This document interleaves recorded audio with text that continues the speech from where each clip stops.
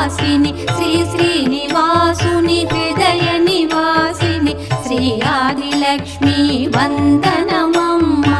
జయ జయ శ్రీ హరి హృదయ నివాసిని సుర నర మునీంద్ర వందిత జనని పంకజవాసిని మంజుల భాషిని శ్రీ మహాలక్ష్మి నమోస్తుతే.